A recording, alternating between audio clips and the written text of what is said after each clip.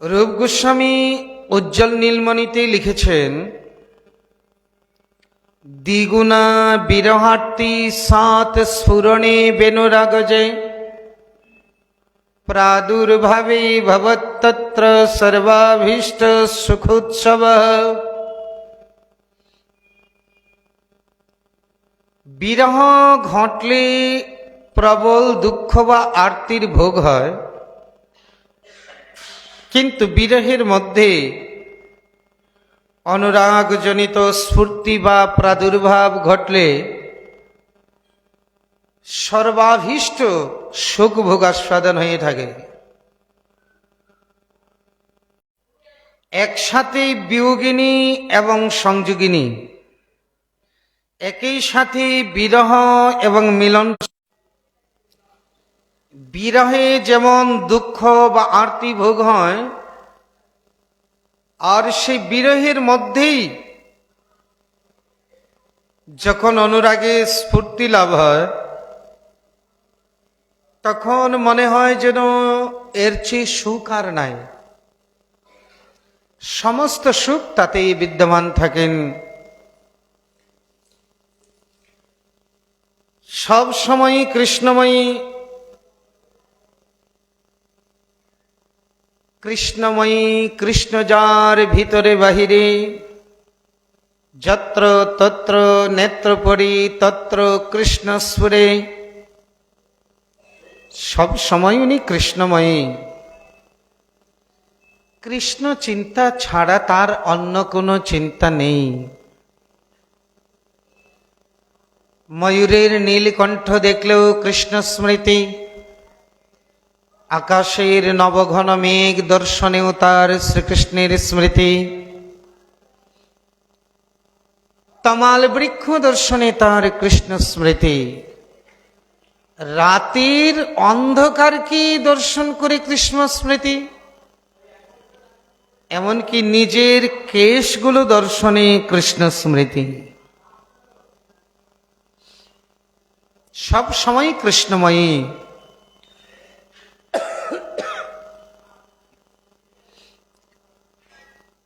সব সময় যে যিনি কৃষ্ণময়ী, তিনি যদি শ্রীকৃষ্ণের অধরামৃত আস্বাদন করি, তাহলে তার সুখ অনুভব কোন স্তরে, ভাষা নেই ব্যক্ত করার। অরুণ নয়নের কোণে চেয়েছিল আমা পানে, পড়ানে বরশি দিয়ে টানে। সখী আরেক সখীকে বলছেন, অরুণ নয়নের কোণে চেয়েছিল আমা পানে। তার নয়নের কোণের চাহনির কি মহিমা জানিস? যেন বর্ষি দিয়ে আমার হৃদয়কে টানছে। এই আকর্ষণ দুঃখের, এই যে অরুণ নয়নের কোণে আমার দিকে চেয়েছিল, আমাকে যে বর্ষি দিয়ে টানছেন, এই যে আকর্ষণ, এটা কি সুখের না দুঃখের কিছু বুঝতে পারছেন না। কখনো মনে হচ্ছে চরম সুখ, কখনো মনে হচ্ছে আবার চরম দুঃখ। এই আকর্ষণ দুঃখের বা সুখের বোঝার উপায় নেই। এই যে বিষামৃত একত্র মিলন,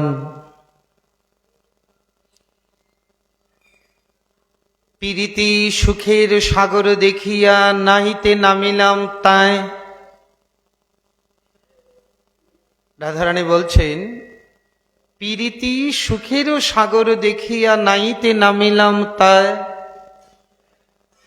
নাহিয়া উঠিতে ফিরিয়া চাহিত লাগিল দুঃখের বায়। পীড়িতি একটা সুখের সাগর বলে তাকে অবগাহন করেছিলাম। স্নান করে যখন আমি তীরে উঠেছি, তখন একটা দুঃখের বাতাস গায়ে লেগে গেল। নাহিয়া উঠিতে ফিরিয়া চাহিতে লাগিল দুঃখের বায়। কেবা নিরমিল প্রেম সরোবর নির্মল তার জল।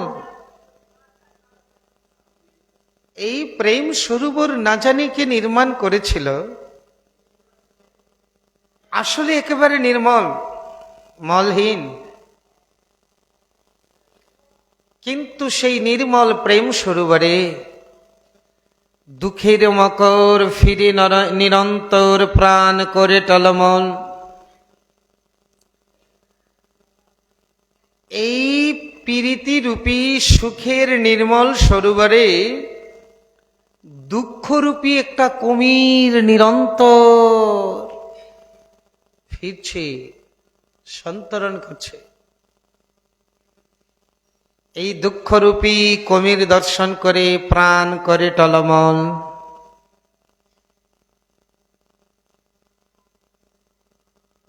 গুরুজন জ্বালা জলের শিহালা পরশি জিয়ল মাছে।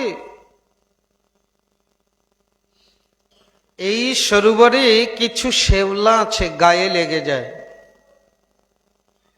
সরোবরের মধ্যে শেওলা থাকে না, গায়ে লাগে। তো প্রেম সরোবরের শেওলাটা কি? গুরুজন জ্বালা। গুরুজন এবং গৃহের আত্মীয় স্বজনের যে জ্বালা, এটা হয়েছে প্রেম রূপ নির্মল সরোবরের শেওলা। গুরুজন জ্বালা জলের শিহালা পরশি জিয়ল মাছে। আশেপাশের প্রতিবেশী এরা যেন জিয়ল মাছের মতো, ওই যে শিং মাগুর, কাটা দিলে যে কত ব্যথা হয়, তো তাদের কথা, তাদের কটাক্ষ একেবারে জিয়ল মাছের কাটার মতো। গুরুজন জ্বালা জলের শিহালা পরশি জিয়ল মাছে। কি অদ্ভুত বর্ণনা! এই প্রেম সরোবর কুল পানি ফল ঘেরিয়ে সকল সলিল বেরিয়ে আছে। সরোবরের মধ্যে আবার পানি ফল, এগুলোর আবার কাটা। এই পানি ফলটা কি? প্রেম সরোবরের পানি ফল, মানে সিংড়া হয়েছে। তাহলে প্রেম সরোবরের এই পানি ফলগুলো কি? বলি কুলমান, কুল পানি ফল। এই প্রেম সরোবরে জলটা খুব নির্মল, কিন্তু কুমির, শেওলা, জিয়ল মাছ, পানি ফল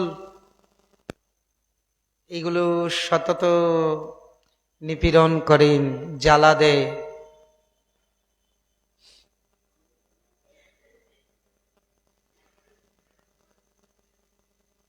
অন্তর বাহির করে কুটুকুটু ছানিয়া খাইল যদি। এই জলটা একেবারে ছেঁকেই পান করেছে। দেখলাম তো নির্মল, আবার ছেঁকে পান করেছি, কিন্তু ছেঁকে পান করার পরেও অন্তর বাহির করে কুটুকুটু। এখন অন্তরে বাহিরে কুটকুট করছেন।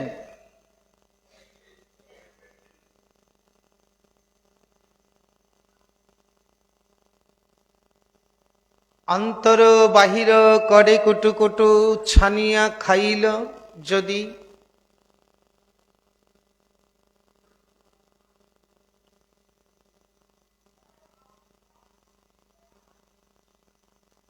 এই হয়েছে প্রেম সরোবরের বর্ণনা। তো এখানে বলছেন যে সুখ না দুঃখ বুঝতে পারছি না। অরুণ নয়নের কোণে চেয়েছিল আমাপানে, পরাণে বড়শি দিয়ে টানে। এই যে আকর্ষণ, এ সুখ না দুঃখ? আপাতত বোঝা যায় তো সুখ, কিন্তু পরিণামে মহা দুঃখ।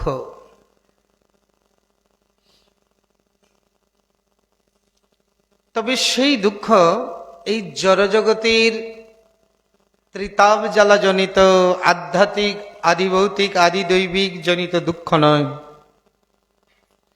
সে হয়েছে আনন্দময়, সুখময় দুঃখ। এই দুঃখটাই সুখ। ছোট্ট একটা দৃষ্টান্ত দেওয়া যায়, যদিও সেই দৃষ্টান্তটা এর সাথে মিলে না, তবু দৃষ্টান্ত না দিলে তো আমরা বুঝবো না। যেমন মায়েরা যখন গর্ভবতী হন, সুখ বলতে কিছু আছে? দুঃখই দুঃখ। প্রসব যাতনা, প্রসব বেদনা পর্যন্ত, প্রসব পর্যন্ত মহা দুঃখই দুঃখ। কি নিদারুণ দুঃখ! সন্তান লালন পালন, তাও দুঃখ। কিন্তু এই দুঃখ পাওয়ার জন্য প্রতিটি মায়েরই লালসা।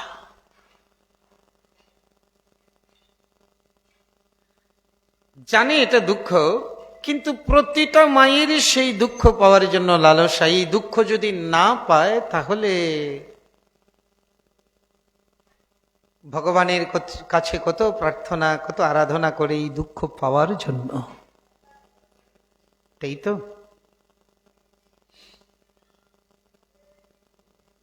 তো শ্রীকৃষ্ণ প্রেমে যদিও দুঃখ হয়, কিন্তু সেই দুঃখ পাওয়ার জন্যই অগণিত ভক্তের এই লালসা।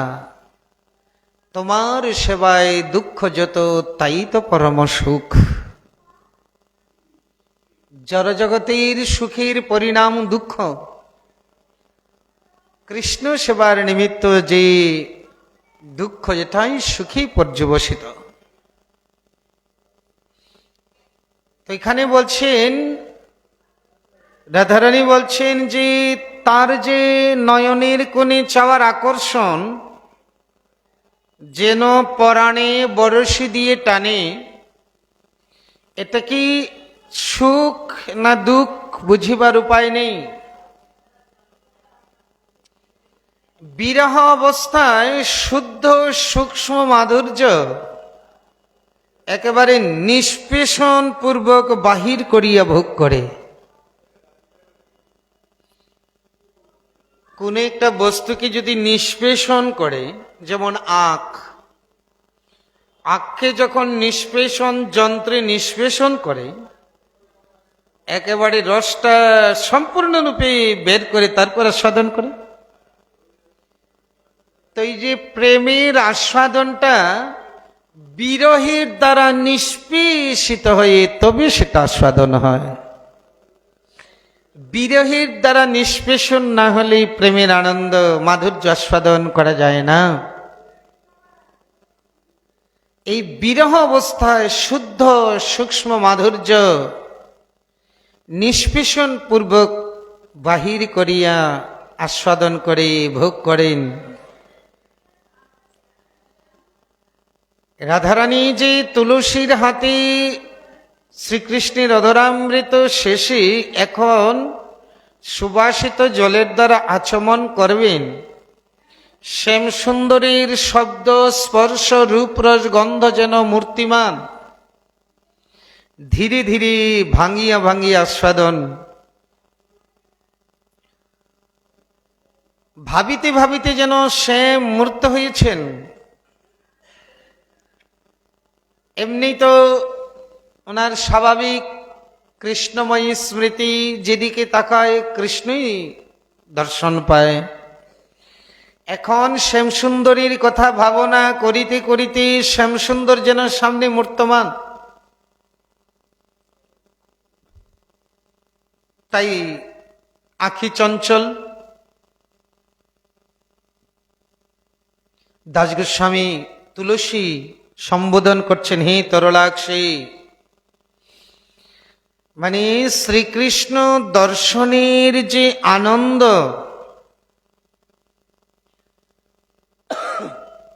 এই জড়জগতের কোনো ভালো জিনিস, সুন্দর জিনিস দর্শন করলেই দেখবেন চোখের মধ্যে একটা আনন্দের শোভা ফুটে ওঠে। যদি কোনো খারাপ জিনিস দেখি তাহলে চোখের মধ্যে বা বদনের মধ্যে একটা অন্যরকম একটা, যেমন বদনখানা মলিন হয়ে যাচ্ছে, এই রকম একটা বদনের মধ্যে ফুটে উঠে।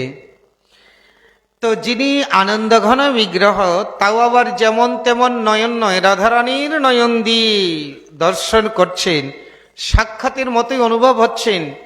তো শ্রীকৃষ্ণ দর্শনের নয়নের যে মধুরিমা, যে মাধুর্য, তুলসী দেখছেন রাধারানীর নয়নে সাক্ষাৎ কৃষ্ণ দর্শনের মাধুর্য ফুটে উঠেছে।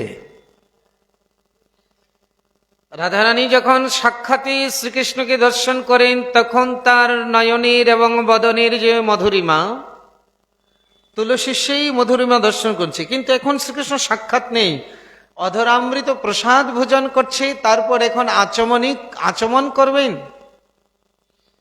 কিন্তু রাধারানী যেন দেখছেন তার সম্মুখে শ্রীকৃষ্ণ মূর্তিমান, যাহার নয়নের স্বাভাবিক কটাক্ষ মাধুরী দর্শনে অনন্ত মধুর শ্যামসুন্দর একান্ত বশীভূত হয়ে যায়। যে ভগবান আনন্দঘন বিগ্রহ সমস্ত বিশ্বজগৎকে বশীভূত করেন, আর রাধারানীর নয়নের এক কটাক্ষবাণী শ্যামসুন্দর বশীভূত হয়ে যান। এই নয়নের এমন মাধুর্য, তাই রূপ গোস্বামী ললিত মাধব নাটকে বলছেন, নিজ মধুরিম মুদ্রাগ্লাপিতেন্দ্রী বড় শ্রীর জয়তি পরম জৈত্র কোপি রাধা কটাক্ষ ত্রিভুবন জয় লক্ষ্মী বর্জয়া দত্তদামা মধুরিপোরপি येन ক্রীড়য়া নির্জিত ভূত। রূপ গোস্বামী রাধারানীর নয়নের কটাক্ষকে বর্ণনা করছেন। যাহা স্বীয় মাধুর্য মুদ্রায় প্রফুল্লিত, নীল কমলের শুভাকে পরাভূত করেছেন। রাধারানীর নয়নের মাধুর্য জড়জগতের নীল কমল, নীল পদ্মের শোভা তার কাছে কি? বলে নীল কমলের শোভাকে পরাভূত করিয়াছেন সেই পরম জয়শীলা শ্রী রাধার কটাক্ষ জয়যুক্ত হোক। যে কটাক্ষ দ্বারা জগৎ মোহন, যিনি মদন মোহন, তাকেও মোহিত করেন। সবাইকে যিনি মোহিত করেন, তাকে মোহিত করেন রাধারানীর কটাক্ষে। অধিক কি বলবো? ত্রৈলোক্য বিজয়িনী লক্ষ্মী ও স্বয়ম্বরা হইয়া যাহাকে মাল্যদানে বরণ করিয়াছিলেন, সেই অনন্তমধুর শ্রীকৃষ্ণ যে কটাক্ষের সুষমায় একেবারে অবহেলায় পরাজিত হয়ে যান। এই রাধারানীর কটাক্ষের বর্ণনা। যিনি ত্রৈলোক্য বিজয়িনী লক্ষ্মী, এই ত্রৈলোক্য বিজয়িনী লক্ষ্মী যাকে স্বয়ম্বর সভায় স্বয়ম্বরা হয়ে মাল্যার্পণ করেছিলেন, সেই ভগবান রাধারানীর এক কটাক্ষে বশীভূত হয়ে থাকেন। জগৎ মোহন কৃষ্ণ তাহার মোহিনী, যিনি জগৎ মোহন তাহাকে মোহিত করে রাধারানীর কটাক্ষে।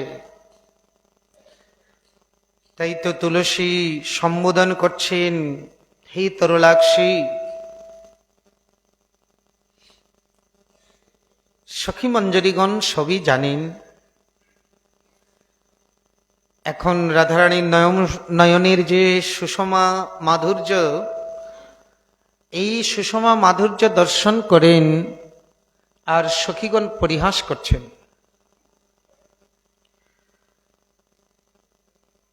সখীরা সব সময় রাধারানীকে পরিহাস করেনি।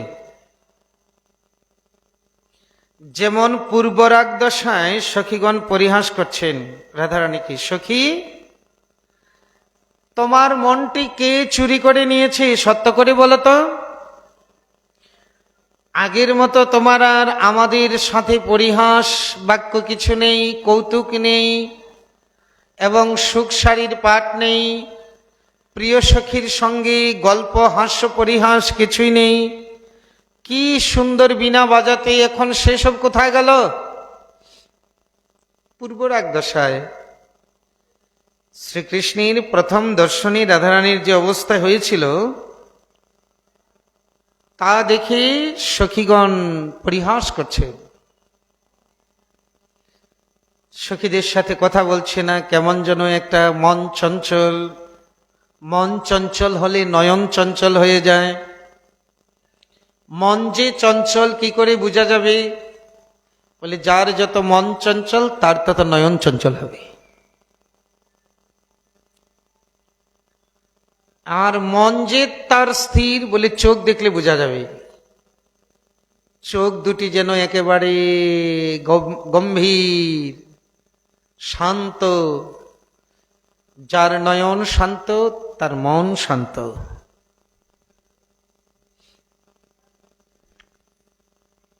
এখন রাধারানীর মন চঞ্চল দেখে এক সখী আরেক সখীকে বলছেন, সখীরা কথোপকথন করছেন, ঘরেরও বাহিরে দণ্ডে শতবারে তিলে তিলে আইসে যায়। দেখ দেখ আমাদের প্রাণসখী রাধারানীর কি অবস্থা, এমন তো কোনোদিন দেখি না।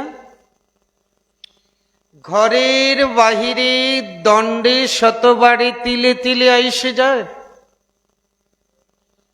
এক দণ্ড সমান 24 মিনিট,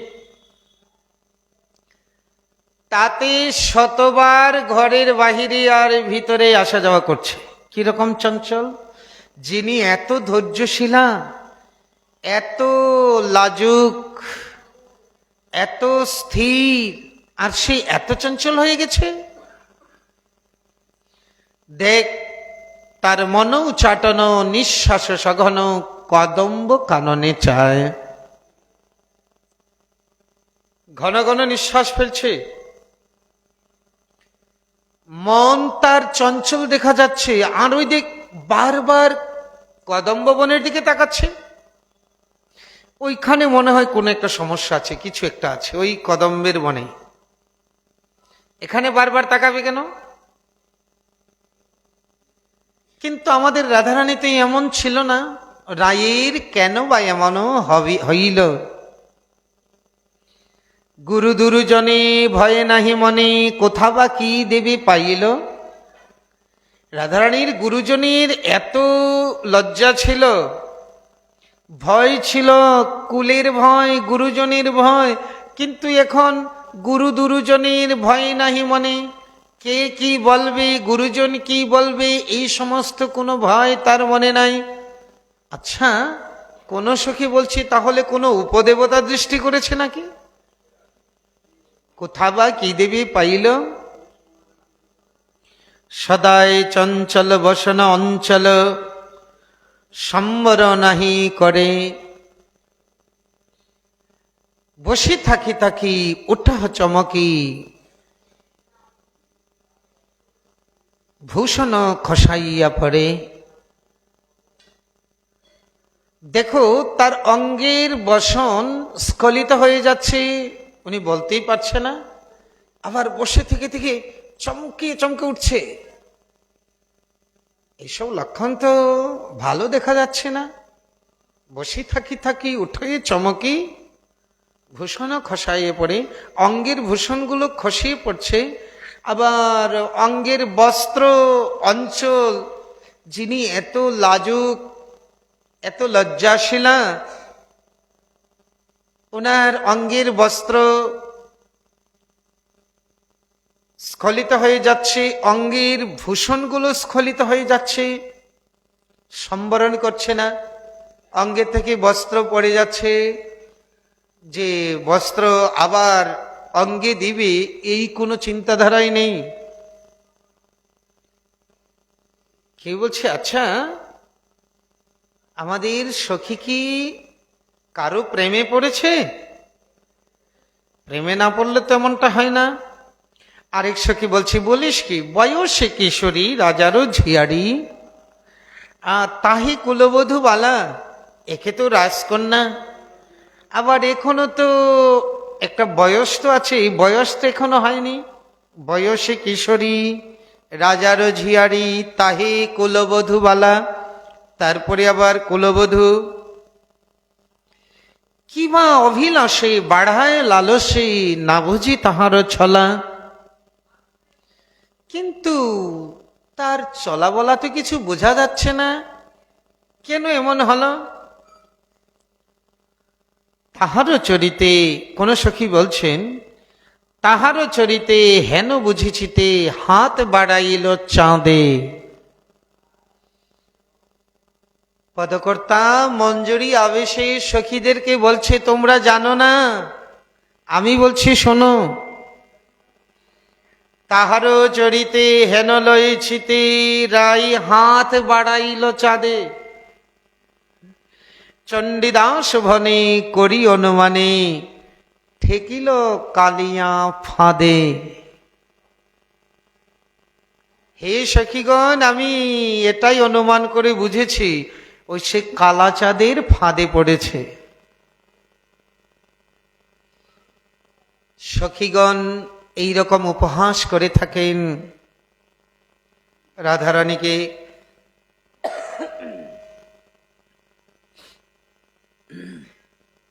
সখী, বোধ হয় তোমার মণিটি সেই, তোমার মণি।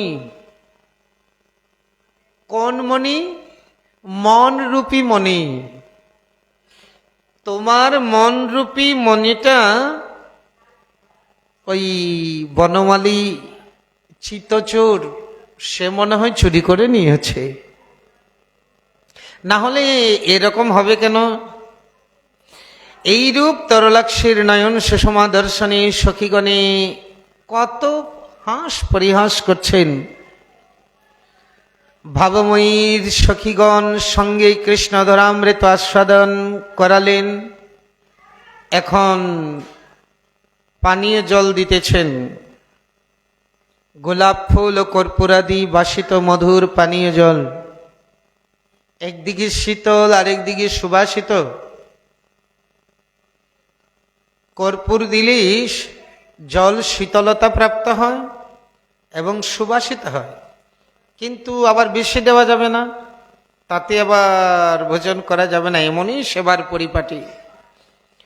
গোলাপ জলের পাপড়িগুলো জলের মধ্যে মিশিয়ে রাখলে সেই গোলাপ ফুলের একটি সুন্দর গন্ধ সুবাস জলের মধ্যে মিশ্রিত হয়। কর্পূর গোলাপ জলের দ্বারা জলকে শীতল এবং সুবাসিত করে রাধারানীর পানীয় জল অর্পণ করছেন। তাহাতে তুলসী, একে তো সেবার পরিপাটি, আর তুলসীর প্রণয় ভরা সেবা, সেবার সাথে প্রাণ মিশে যাওয়া সেবা। শুধু সেবা করতে হয়, করলাম, কর্তব্যবোধে দায়িত্ববোধে দায়িত্বটা শেষ করে নিলাম, কর্তব্যটা শেষ করে নিলাম না, একেবারে প্রাণের সাথে সেবা। তুলসীর একেবারে প্রণয় মিশ্রিত সেবা।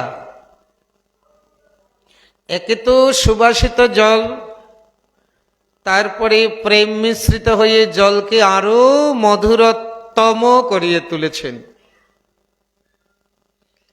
কেউ যদি অতি যত্ন সহকারে সামান্য বস্তু প্রদান করেন, তাতে কত আনন্দ। এটা হচ্ছে সেবার সাথে একেবারে প্রাণে মাখামাখি।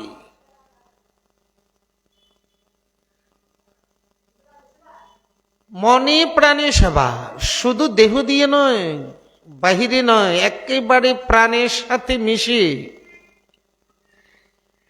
আর তুলসী তো রাধারানীর প্রণয়েরই মূরতি, রাধারানীর কায়বুহ, ওরা তো সবাই কায়বুহ। রাধারানী থেকে তারা আলাদা নয়, রাধারানী লতিকা আর ওরা পুষ্প পাতা, আলাদা নয় কিন্তু। তাহলে সাক্ষাৎ প্রণয়ের মূর্তি কিঙ্করী তুলসী। সেবার মধ্যে যত ভালোবাসা মাখামাখি, তাতে সেবা মধুর হবেই হবে। রাধা কিঙ্করীর তো কথাই নাই, ওরা তো এই জগতে যত ভালোবাসাবাসী, যত প্রণয় প্রেম প্রীতি আছে, সব কিছুর ঊর্ধ্বে তারা বসবাস করছে। এই জড়জগতের যে ভালোবাসাবাসী কিঙ্করীদের যে রাধা গোবিন্দে ভালোবাসা, তার ছোঁয়া ধরার অনেক বাইরে, তার ছোঁয়া ধরার অনেক বাহিরে। সেই রাধা কিঙ্করীর তুলসী এবং অন্যান্য মঞ্জরীদের তো কোনো কথাই নেই।